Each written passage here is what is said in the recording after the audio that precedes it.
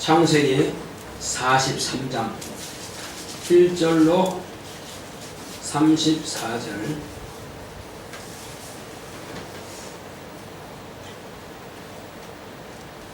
그 땅에 기근이 심하고 그들이 애굽에서 가져온 곡식을 다 먹으매 그 아비가 그들에게 이르되 다시 가서 우리를 위하여 양식을 조금 사라.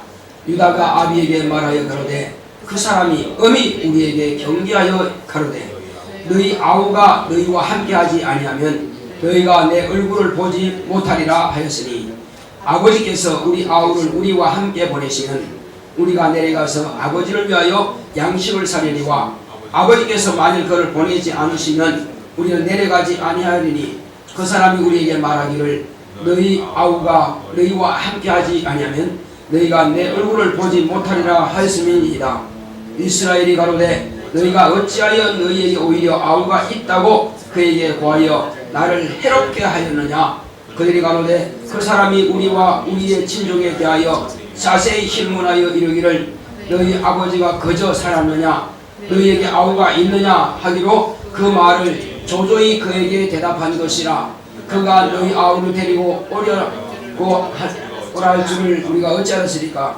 유다가 아비 이스라엘에게 이르되 저 아이를 나와 함께 보내시면 우리가 곧 가리니 그러면 우리와 아버지와 우리 어린 것들이 다 살고 죽지 아니하리이다. 내가 그의 몸을 담보하오리니 아버지께서 내 손에 그를 물으소서. 내가 만일 그를 아버지께 데려다가 아버지 앞에 두지 아니하면 내가 영원히 죄를 지리이다. 우리가 지체하지 아니하였다면 벌써 2번 갔다 왔으리이다.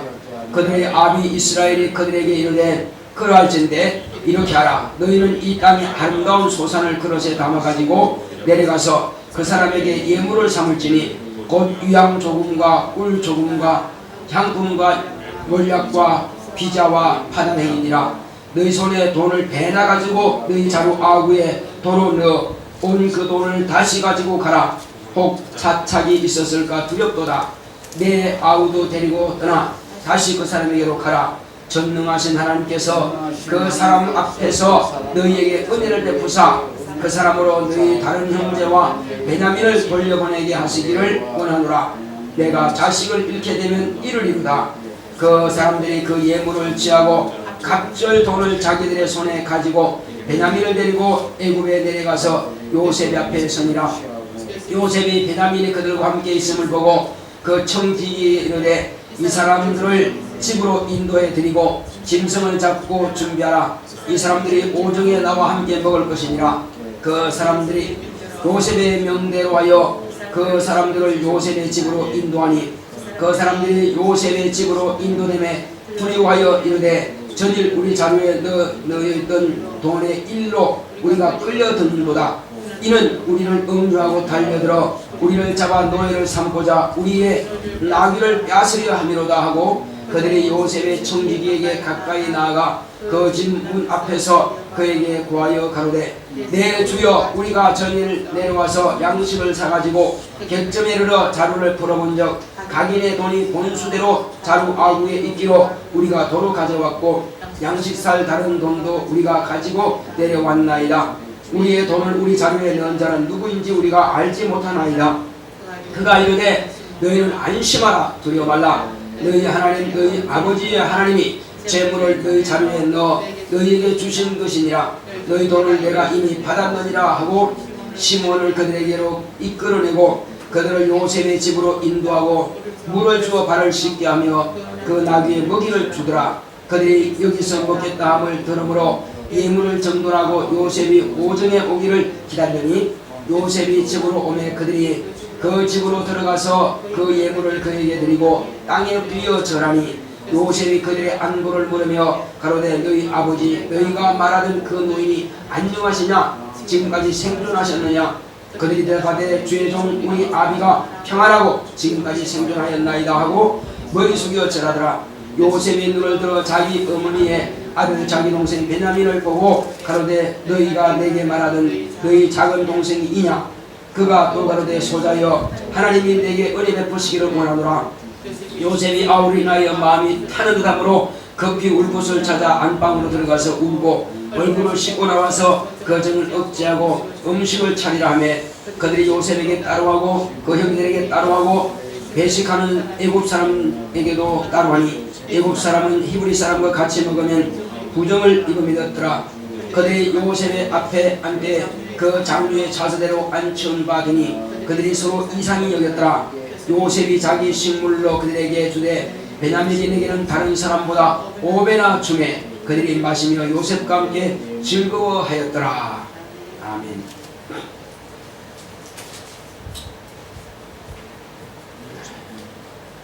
하나님은 참되십니다. 자, 우리 하나님은 참되시다 세번합시다. 시작. 하나님은 참되시다. 하나님은 참되시다. 하나님은 참되시다. 하나님께서 당신의 독생하신 아들을 우리에게 보내주신 것은 하나님만이 참되신 이심을 우리에게 나타내시려고 아들을 보내주셨습니다. 참이라고 하는 것은 뭘 말하는 거죠? 참은 가짜가 아니고 또 변하지 않고 본래 그대로를 말하는 것입니다. 다르게 말하면은 진리를 말하는 것입니다. 진리 외에는 다 변합니다. 율법도 하나님의 법은 맞지만은 완성된 것은 아닙니다. 율법에다가 용서와 은혜를 더하면은 진리가 되는 것이고 진리에다가 용서와 은혜를 빼버리면 율법이 되는 것입니다. 그러므로 율법은 완성된 법이 아니라 하나님께서 아들을 보내신 것은 아들을 통해서 하나님의 법을 완성시켜 왔다고 했습니다. 예수님께서 내가 율법을 폐하러 온 줄로 아느냐? 그렇지 않다. 율법의 1.1행이라도 폐하는 바 되지 않는다. 차라리 세상이 없어지는 것보다 율법의 1점이 떨어지는 것이 더 어렵다는 것입니다. 왜? 하나님의 말씀은 결단코 한번 입으로 내신 말씀은 없어지지 않는다. 영원하다는 것입니다.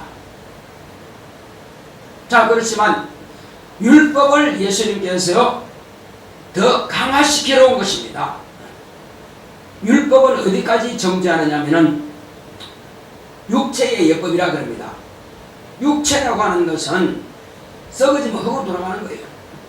그러나 육체는 그 죄를 사는 능력이 육체의 죄까지만 살 능력이 있지 영혼의 죄까지는 살 능력이 없습니다. 왜? 짐승의 피라고 하는 것은 영적인 요소가 없습니다. 짐승은 비둘기든 양이든 염소든 송아지든 이 성결한 짐승이라 할지라도 인간의 육체의 죄만 위해서 죽을 수밖에 없습니다. 그러나 인간의 영은 죄가 그대로 남아있는 것입니다. 짐승을 아무리 잡았다고 해서 영적인 죄까지 사함받는 길은 없습니다. 구약의 영혼의 죄까지 사준다는 말씀이 자체가 없다는 사실입니다. 그래서 예를 들면 인간이 죄를 지었으면 그 죄를 대신해서 속죄 제물을 드립니다. 그래서 인간의 죄를 대신해서 짐승이 죽습니다. 그런데 하나님의 아들이 오신 것은 아담적부터 내려오는 그 원죄, 영으로 내려오는 그 죄를 사하기 위해서 하나님의 아들이 오신 것입니다. 그러므로 율법이라고 하는 것은 죄를 깨닫게 하는 거예요. 죄를 지으면 반드시 죽는다 하는 것을 보여준 것입니다. 사람이 아니면 짐승이라도 죽어야 됩니다. 그래서 유월절 제사 이후부터 계속 짐승이 죽는 것은 인간의 죄를 대신 담당시킵니다. 그러나 짐승의 피가 온전했더라면 하나님의 아들이 대신 죽을 필요가 없습니다. 온전하지 못하기 때문에 하나님의 아들이 죄 없는 의인이 오셔가지고 인간의 죄를 담당하신 것입니다. 그러므로 예수님께서 이 땅에 오셔서 우리의 원죄 아담족부터 대대로 내려오는 그 죄를 없이 하신 것입니다. 그러므로 오늘날 저와 여러분들은 아담의 원죄를 통해서 지옥 갈 자는 단 한 명도 없습니다. 왜? 하나님의 아들이 죽은 것은 인간이 그 죄를 어찌 할 수가 없습니다. 아무리 재물이 많아도 부모가 자식을 대신해 죽는다 할지라도 그건 자기 죄로 죽을 뿐이지 자식의 죄를 대신할 수 없습니다. 그러므로 오직 죄 없고 흠없는 의로운 피, 하나님의 아들 예수의 피만이 인간의 영원한 이 저주를 끊을 수가 있는 것입니다. 그래서 예수의 피를 통해서 그 피의 공로를 믿는 자는 영의 죄를 다 씻음받고 깨끗하다 하심을 받는 것입니다. 물로 씻을 수 없고 어떤 행위로서 씻을 수 없습니다. 그러나 하나님의 아들의 피는 우리의 죄를 영원히 도말하시고 그리고 또 이후로 짓는 죄까지라도 이제 예수님께서 말씀하신 것처럼 내가 너희 발을 씻어주는 것처럼 너희도 스스로 씻으라. 그 손발을 씻는다고 하는 것은 예수님의 은혜로 씻는 것입니다. 예수님의 공로로 씻는 것입니다. 그러므로 예수님께서 제자들에게 야 내가 선생이니까 내 발 씻어 그렇게 하지 아니하시고 오히려 예수님께서 제자들의 발을 씻어주신 것입니다.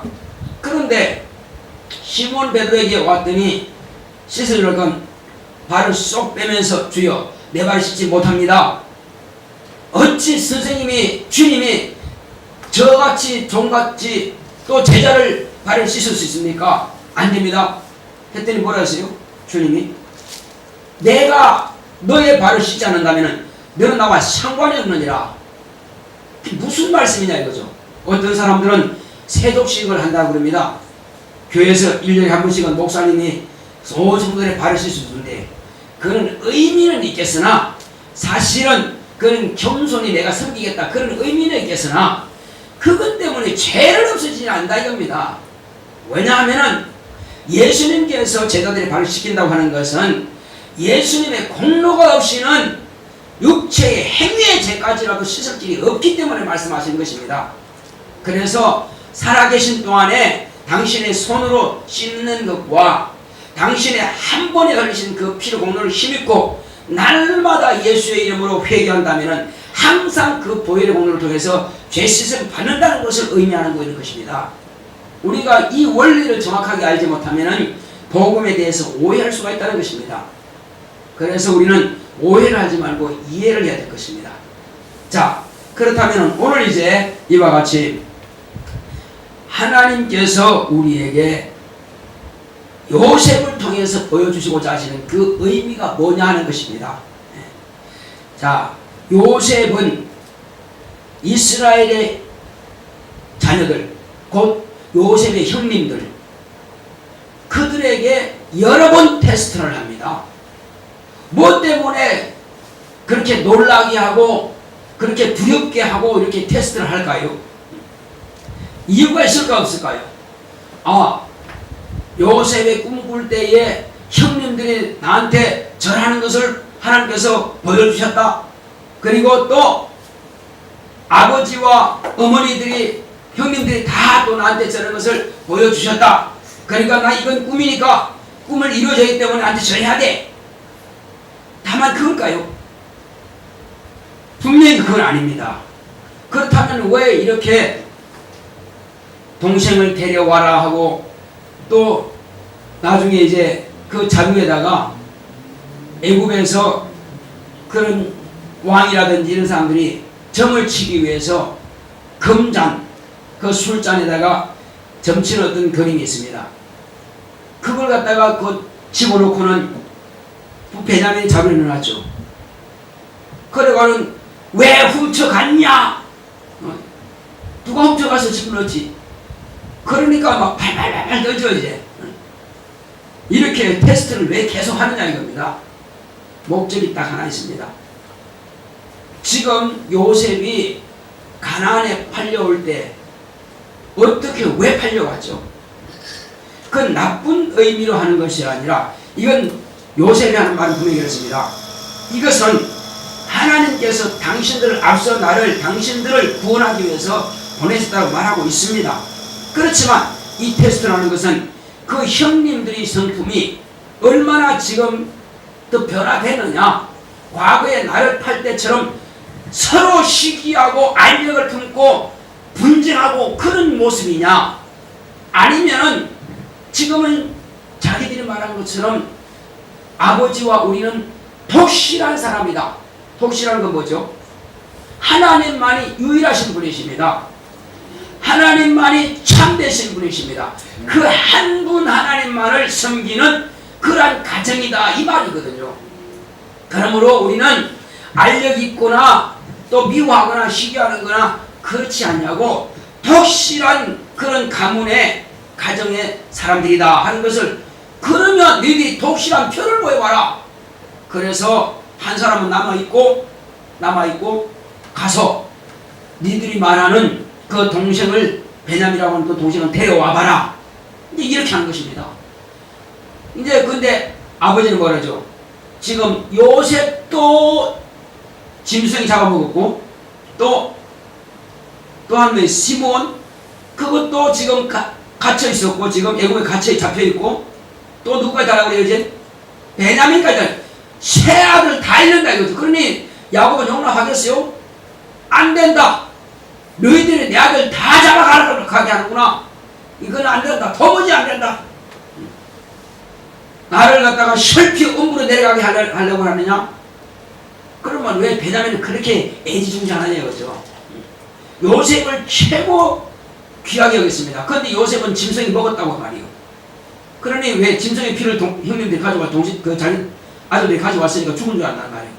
그런데 그렇게 귀한 아들도 이미 짐승이 잡아먹어버렸고, 근데 두 아들 가운데 하나는 이제 베냐민, 요 베냐민까지 빼앗아가면은 내가 사랑하는 그 귀한 아내 누구죠? 가장 사랑하는 아내가 이름이 뭐예요?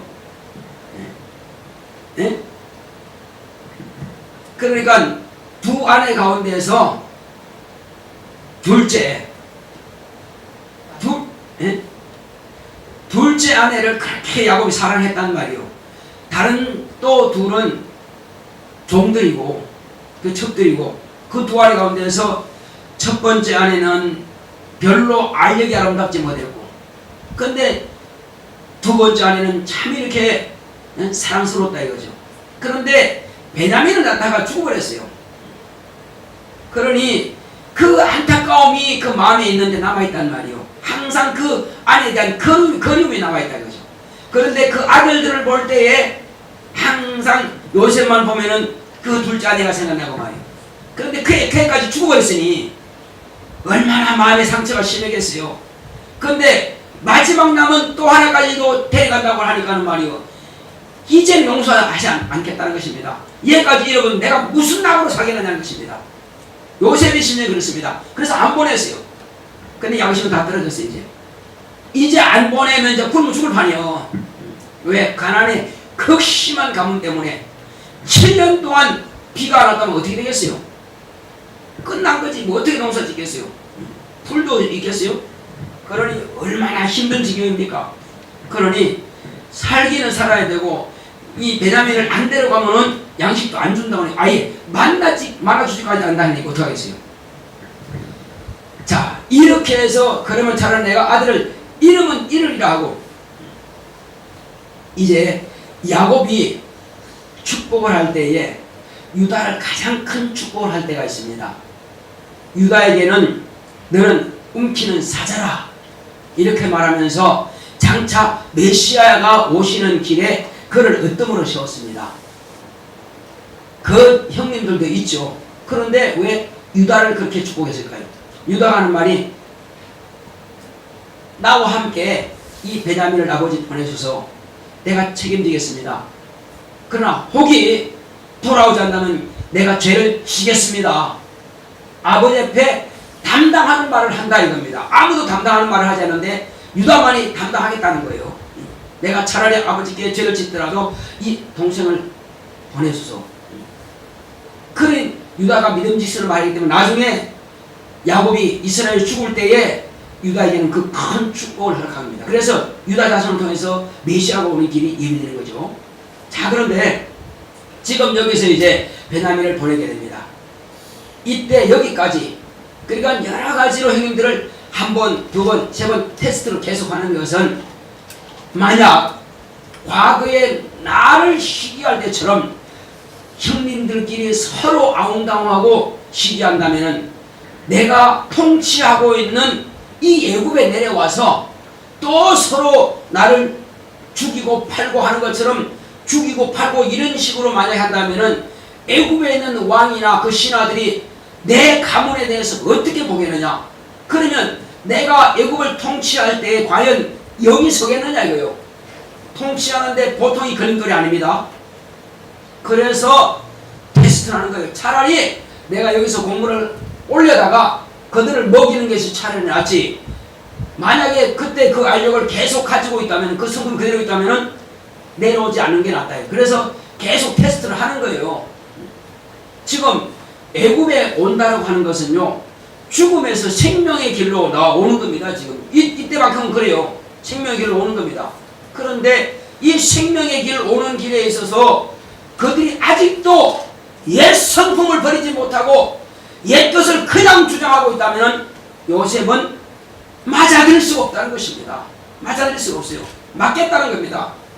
그러나 세 번 테스트 해본 결과 점수가 합격점이에요? 불합격점이에요? 합격점이에요. 왜? 신실하게 데려왔고, 그렇게 어려운 절 뻔히 하면서 데려왔고, 또 이렇게 아버지께서도 연로하지만 아직도 살아계시다는 것을 들었고, 또 이와 같이 그 아버지를 생각하는 그런 가상한 마음들이 있더라 이겁니다. 과거에 자기를 죽여서 또 이렇게 애굽에 팔려고 할 때 그때 형님들 같으면은 과연 그 성품은 안 된다는 거죠. 그 성품은 안 된다는 거죠. 그래서 이제 이 합격점을 받게 되는 거죠. 그래서 이제 두 번째 테스트를 할 때에 먼저 베냐민이 왔으니까 자기 동생을 얼마나 보고 싶겠어요. 형님들한테는 그때 배신당하겠지만 그러나 동생을 얼마나 보고 싶겠냐고요. 그런데 그 보고 싶은 동생을 데려왔으니 요셉은 이 감정이 막 억누르지 못할 정도로 억제하지 못할 정도로 그렇게 한다 이거죠. 그래서 얘가 너희들이 말하는 개냐 베냐민이냐 그렇다고 하니까는 하나님께서 너를 축복하기를 원한다고 하면서 너무 이 감정이 복받쳐 가지고 울 곳에 가서 울고 다시 나와서 씻고 안 울은 것처럼 이렇게 합니다. 아직 완전한 테스트 아직 끝나지 않았기 때문에 자 이와 같이 이제 요셉이 그 형님들을 신실한가 아닌가를 테스트하는 것처럼 우리 주님이 우리의 신앙을 너의 신앙이 진실로 신실하냐 반드시 테스트하십니다. 자, 우리의 신앙을 제가 몇 가지로 한번 예를 들어 보겠습니다. 어떤 사람은 율법주의적인 신앙이 있습니다. 율법주의가 뭐냐? 율법이 나쁘다는 것이 아닙니다. 율법주의라는 것은 내가 행함으로, 율법 안에 행함을 강조합니다. 하라 말라 하라 계속 행함을 강조하죠. 자, 행함을 통해서 구원받으려고 하는 노력하는 사람들, 과거에 예수님 계실 때 누구죠? 바리새인들, 서기관들, 율법사들, 이 사람들은 행함을 통해서, 사두개파도 마찬가지입니다. 그들은 돈을 많이 벌어서 남들에게 베푸는 것이 천국이다. 또 바리새인들은 우리가 그렇게 안식일을 잘 지킴으로 이건 또 천국이겠다면 우리가 먼저 들어갈 것이다. 자, 이렇게 행함을 강조한다면 결국은 인간의 행위라고 하는 것은요, 본래부터 있는 죄인이 행함을 아무리 한다 할지라도 그 죄를 없이 할 수가 없다는 것입니다. 인간의 윤리적인 것 가지고는 자기 죄를 0.1%가 없앨 수 없습니다. 아무리 재물을 많이 바친다고 해서 죄가 없어지는 것도 아니고, 아무리 행함이 깨끗하게 생활한다고 해서 죄가 없어지는 거 아닙니다. 본성이 죄를 가지고 태어나는 건데 어떡할 거냐 이겁니다. 그래서 예수님의 율법은 어디까지냐? 과거에 내가 죄를 짓기 전에 잉태할 때부터 가지고 태어나는 죄, 원죄와 그 다음에 이제 죄의 속성이 인간에게 있어요. 원죄 삼받을지라도 죄의 속성은 있습니다.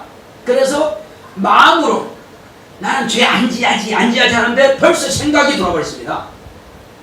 미운 생각, 탐욕, 그 다음에 또 뭐예요? 음욕, 여러가지 이런 생각들이 내게 들어옵니다.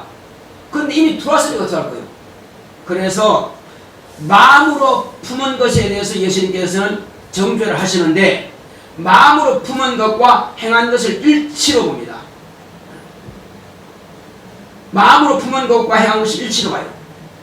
그래서 마음으로 음욕을 품었느냐? 너는 이미 간음하였느니라.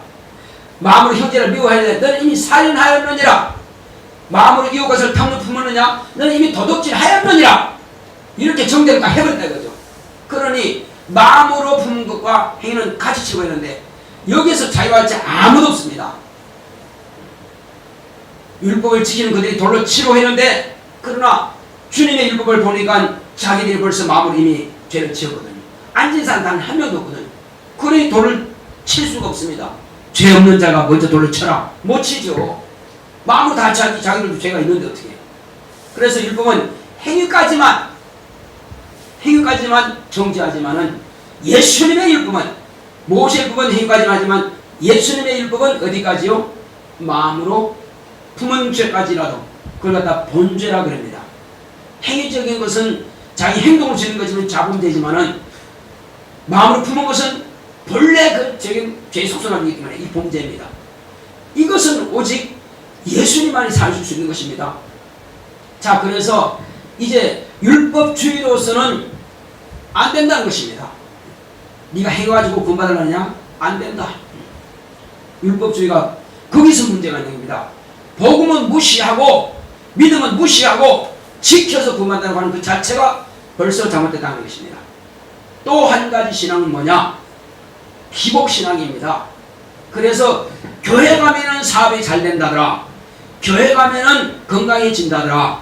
교회 가면은 자녀가 잘 된다더라. 교회 가면은 뭐가 건강해진다더라. 다 이런 복에 대한 개념입니다. 아니, 복이 나쁘다는 것이 아닙니다. 그런데 목적을 거기에 두지 말라는 것입니다. 복에만 목적 당되면은 사업이 잘 됐어요. 사업 성공했어요. 그러면 주의를 안 지켜요. 교회 안 나온다. 잘 됐으니까. 또 교회 가면 결혼도 할 수 있다더라. 교회 가서 결혼했어요. 그럼 나올 필요 없지. 목적이 끝났기 때문에. 또 자녀가 잘 된다더라. 사업 잘 된다더라. 잘 됐어요. 그럼 나올 필요 없는 거예요. 그래서 끝나는 거예요. 그래서 잘 되면 기복신앙을 가진 사람들은 잘 되면 그때부터는 교회 안 나온다 이거예요. 목적이 끝났기 때문에. 기복신앙도 그게 문제가 된다 이겁니다. 복을 구하지 말라는 것이 아니라 목적은 그게 아니라는 것입니다. 자, 또 뭐냐? 자, 구원입니다. 자, 구원은 당연히 받아야겠죠. 그렇지만은 그것은 복음주의자들이 있습니다. 복음주의자들은 구원에 된 복음을 확실합니다. 그런데 율법을 무시합니다. 어디까지 하면은 우리는 그냥 복음만 듣고 복음만 이거 전부 다요. 그러면 예수님 복음이 완벽하죠. 근데 복음주의자들이 복음이 완벽합니다. 왜? 예수님께서 피 흘린 것은 우리 죄를 사하셨다. 맞죠? 그런데 과거의 죄와 현재의 죄와 미래의 죄까지 다 사줬으니 우리는 이제부터는 그냥 안 지켜도 된다. 만약에 그렇게 말하는 사람이 있다면 그건 보통 심각한 문제가 아닙니다. 윤리적으로 극한 타락에 갈 수가 있습니다. 문제는 거기 있다 이겁니다. 이 복음주의도 안 맞다는 것입니다. 복음이 나쁘고 잘못됐다는 것이 아니라 복음주의가 잘못된 것입니다. 자, 마지막으로 또 무슨 주의가 있죠? 이제 신비주의라고 하는 것이 있습니다. 신본주의가 있고 신비주의가 있습니다. 신비주의라고 하는 것은 뭐냐? 신비주의라고 하는 것은 자, 이스라엘 백성들이 광야에 나와서 모세가 시내산에 가서 율법을 받을 동안에 40일 돼도 모세가 내려오지 않는다 이거죠. 그래서 우리를 인도하는 모세를 하나님께서 죽이셨나 보다. 그러면 우리 어떡하냐? 지도자가 없어요. 어떡하냐? 아론아 어떻게 하면 되겠냐? 너희들 한번 연구해봐라 했는데, 자 그러면 하나님을 우리가 만들어야 되지 않겠냐? 모세가 없었으니 말이야. 어떻게 만들까? 하나님은 거룩하신 분이지. 그래 맞아 거룩해. 그러면 송아지가 거룩하지 않냐? 송아지가 성결한 짐승이 아니냐? 우리 송아지 성결한 짐승이지. 그럼 하나님은 영광스러운 분이시야. 그 영광의 영화가 뭐냐? 금이지. 그래서 금으로 송아지를 만들어내니까는 거룩과 영광스러운 것이 같이 하나가 된 겁니다. 그래서 아론이 이제 지시한 대로 해서 금송아지가 만들어졌어요. 자, 하나님의 계명이 오기도 전에, 하나님의 말씀이 오기도 전에 금송아지를 만들어 놓고 거기다가 제사를 지내고 좋다고 춤추고 나팔 불고 춤추고 그냥 노래 부르고 신났습니다. 이것이 우리 하나님이라는 것입니다. 그래서 율법에 뭐라 했습니까?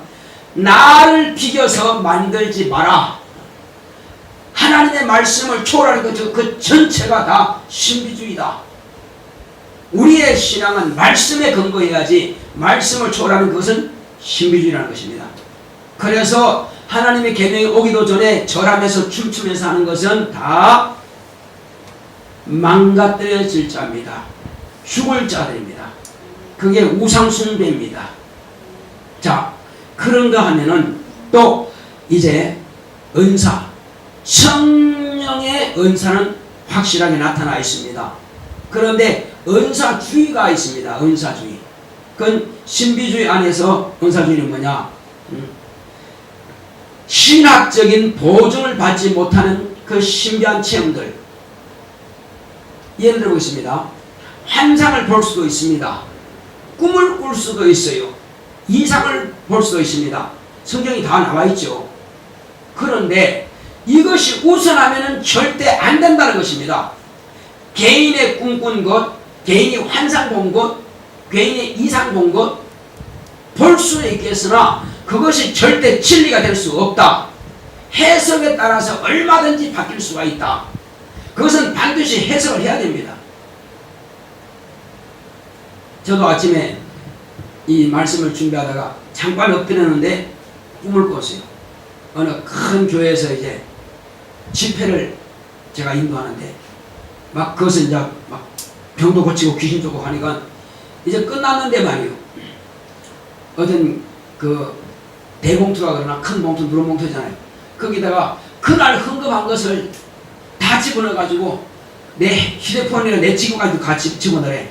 그 집어넣고 봉해가지고 이거 목사님 가져가라고. 그 사례래. 어쨌든 그건 그냥 꿈이요.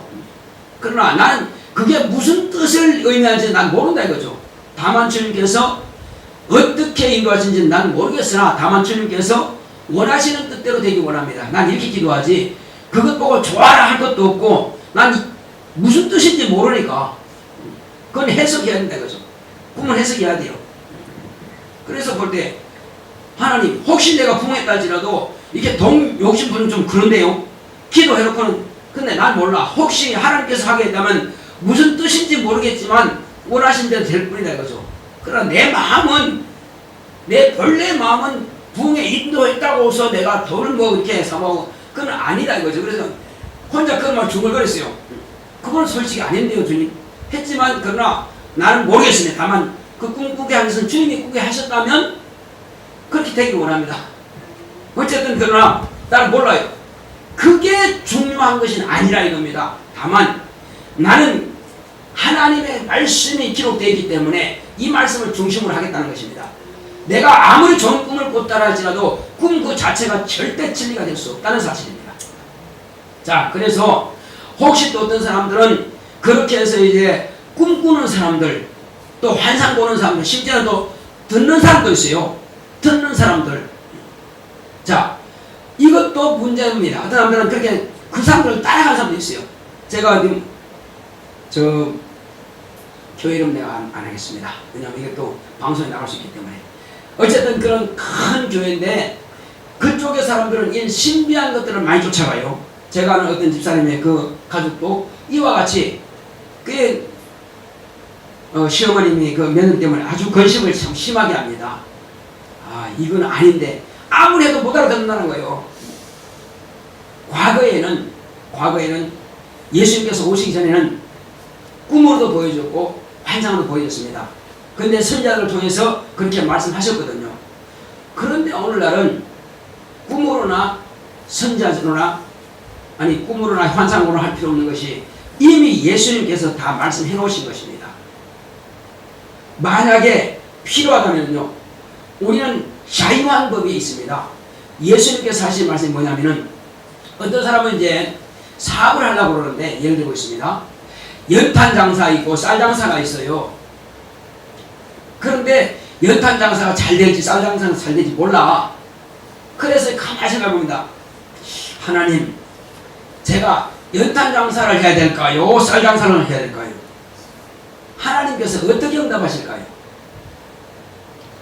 신약 성경을 보면요, 네가 정해라. 네가 정해. 쌀 장사를 하든 연탄 장사를 하든 너는 내 뜻에 합하면 된다.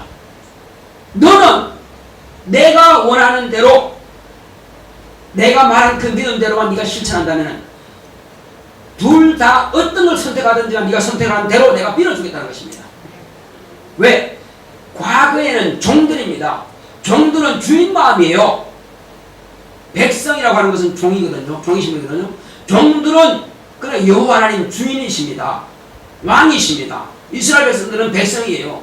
백성들이기 때문에 주인이 명령한 대로만 따라만 돼요. 그러나 오늘날은 자기 스스로가 무슨 권리가 있어요? 권리자라 이겁니다. 자녀라고 하는 것은 권리자라는 것입니다. 아버지께서 계시고 우리는 자녀라 이거요. 아버지, 내가 어떻게 할까요? 내가 이미 다 말했지 않느냐? 네가 하고 싶은 대로 해. 내가 연탄 장사를 할까 쌀 장사를 네가 하고 싶은 대로 선택하면은 내가 너로 하여금 네가 선택한 것을 존중해서 도와주겠다는 것입니다. 그래서 과거에는 하나님께서 차에 앉으셔서 운전대를 잡았습니다. 운전하면 뒤에 종들은 타고 그냥 가면 되는 거예요. 오늘날은 누가 운전대 잡았어요? 오늘날은 내가 운전대 잡았습니다. 그리고 하나님은 바퀴처럼 밀어주십니다. 그것이 다르다는 것입니다. 그래서 우리는 개인의 꿈 꿀 수 있습니다. 환상 볼 수 있습니다. 또 이상 볼 수 있습니다. 그러나 그것은 진리가 아니라고 하는 그 말씀 뭐냐? 신약적인 보증을 받는다면 된다. 그렇지만 성경적인 보증이 없다면 그것은 인정할 수가 없다. 반드시 우리는 성경에 기록된 말씀 따라서. 그래서 예수님께서 뭐라 하십니까? 과거에는 하나님께서 명하신 대로 딱 정해져 있어요. 그러나 예수님께서 오늘날은 뭡니까?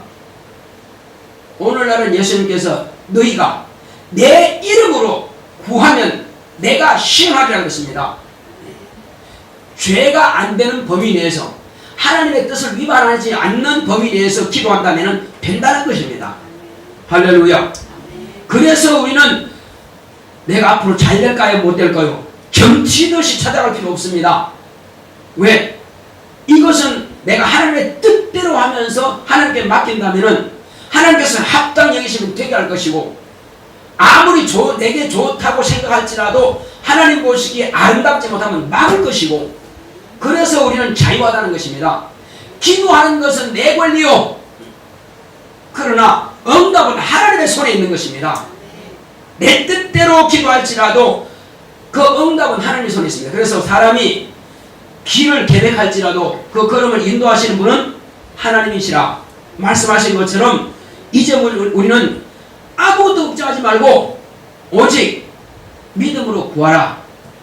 반드시 주님께서 시행하시는 것입니다.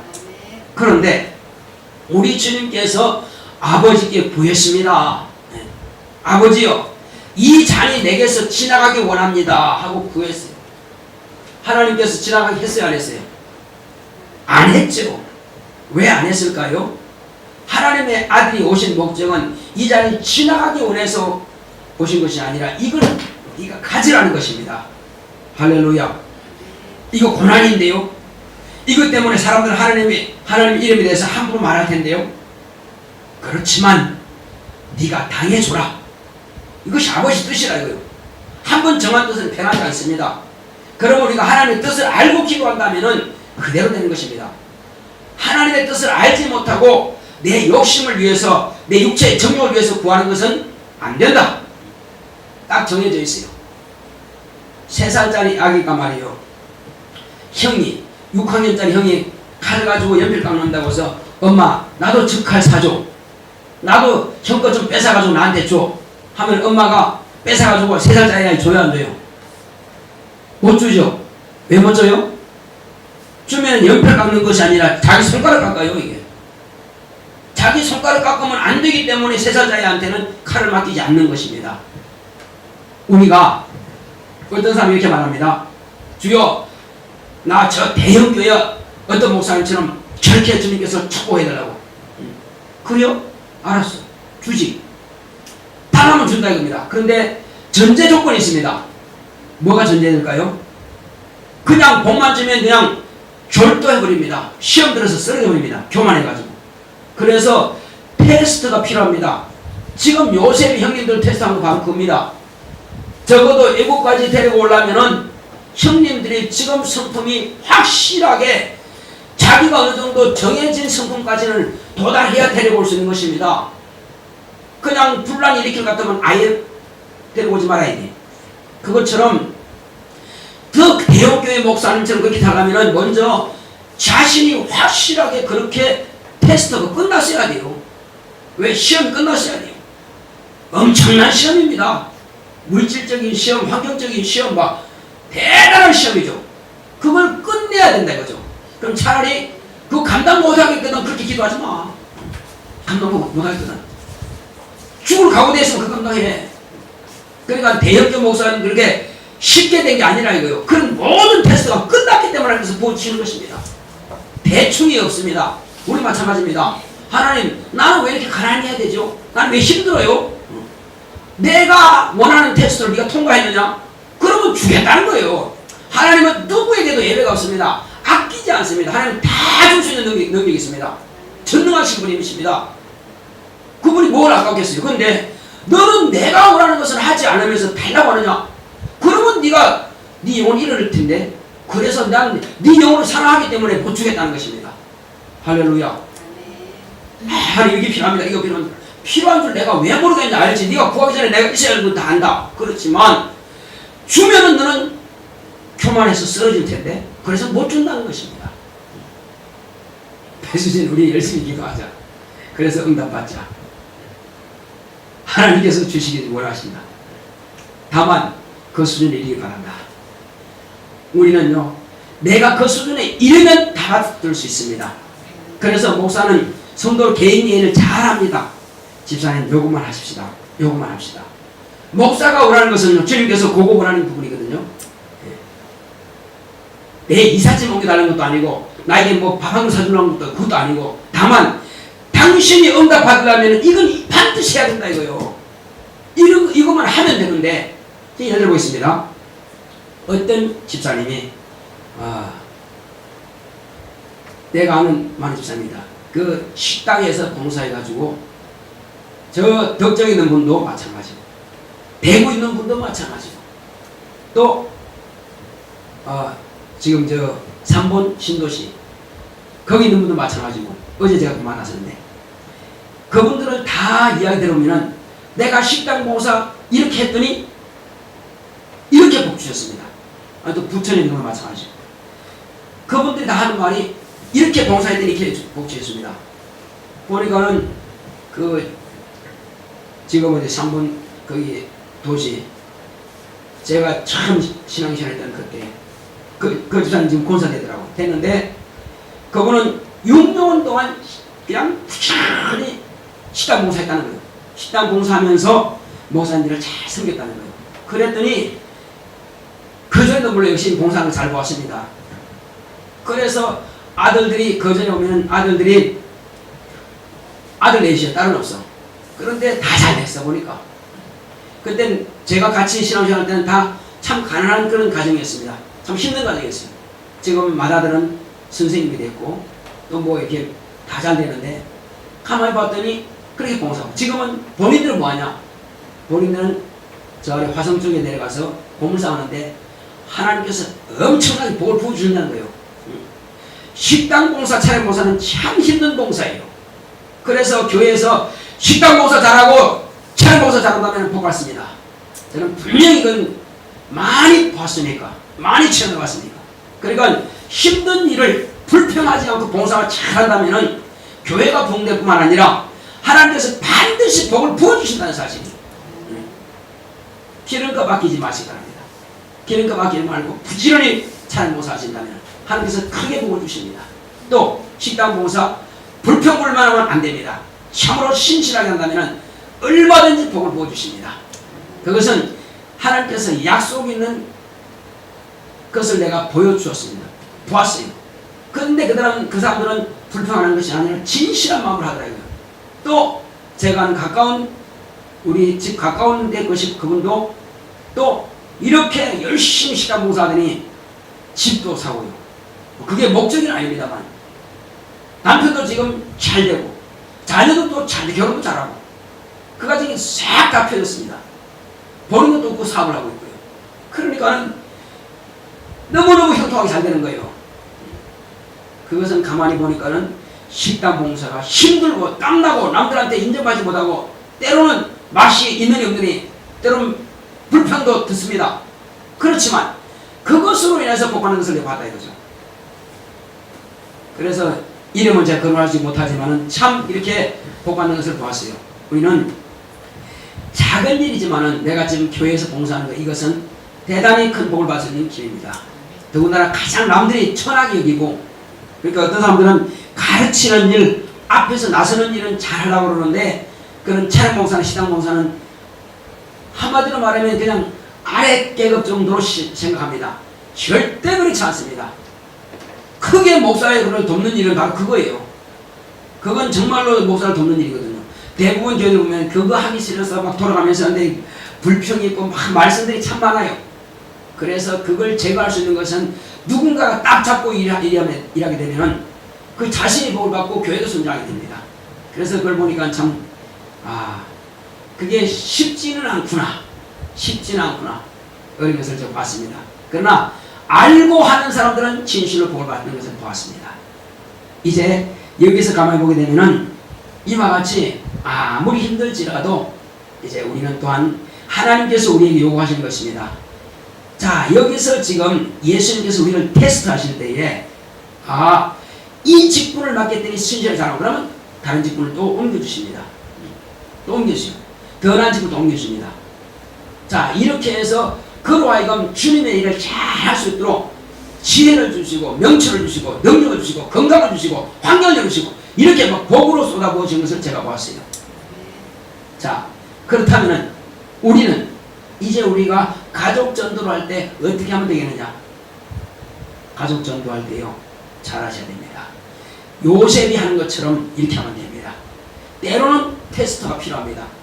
때로는 꾸짖을 필요도 있습니다. 그냥 이렇게 얼렁어만 가지고는 안 됩니다. 아주 그냥 확실하게 꾸짖으셔야 됩니다. 그것이 그 영혼을 살리는 비결입니다. 가족들을 단호하게 꾸짖어야 됩니다. 이건 아니라고! 뭐하고 있냐고 지금. 아주 확실하게 눈물이 쑥 빠지도록 꾸짖어야 됩니다. 그러고 제가 정말로 변화되느냐? 확실하게 변화되고 주님을 의지하도록 만들어가야 됩니다. 이렇게 한다면 반드시 성공할 것입니다. 할렐루야. 자, 그러므로 이제 그렇다면 내 가족 전도할 때는 그렇게 한다 합시다. 나는 그러면 중요한 것은 지금 나라 이겁니다. 나의 신앙생활이 지금 잘못됐다면 문제가 된 것입니다. 첫째는 이웃도 중요하고 가족도 중요하지만 내 자신이 철저하게 예배 중심으로 가지 않으면 안 됩니다. 내가 좀 안 될 때는 하나님 앞에 잘 보이기 위해서 예배 잘 드립니다. 근데 좀 잘 돼서 풀렸어. 그럼 벌써 안일해져 가지고 예배에 빠집니다. 아니거든요. 우리는 예배 중심의 신앙생활. 철저하게 예배 시간 미리 와서 회개부터 하고 감사하고 그 다음에 그 시간에 받을 은혜에 대해서 우리가 기도하자 이겁니다. 그렇게 예배 중심할 때에 하나님께서는 그 예배를 받으신다는 것입니다. 준비 없는 예배를 하나님께서 받으시겠나 이거죠. 자, 심지어는 어떤 사람이냐면은 성경에 보게 되면은 자, 네가 지금 맑은 물 마신 것이 적은 일로 생각해서 네 물 마신 것을 더럽히느냐? 네가 깨끗한 떡을 먹은 것이 그것이 과연 적은 일로 생각해서 네가 그 떡을 더럽히느냐? 아니라는 것입니다. 우리는 이게 무슨 말입니까? 이게 무슨 뜻이죠? 자, 우리가 지금 맑은 물 마시는 건 어디서 마십니까? 우리가 좋은 떡은 깨끗한 떡을 만든 거 어디서 먹습니까? 강단에서 흘러나오는 맑은 물, 또 강단에서 나오는 산떡이신 하나님 말씀, 이것을 더럽히지 말라 이겁니다. 그것은 뭐냐면은 자, 우리 목사님이 말하면 이렇게 계속 이렇게 비방합니다. 그 비방하는 것은 그 떡을 더럽히는 것이고 그 물을 더럽히는 것입니다. 자기 신령도 더럽혀지고 또 뭐예요?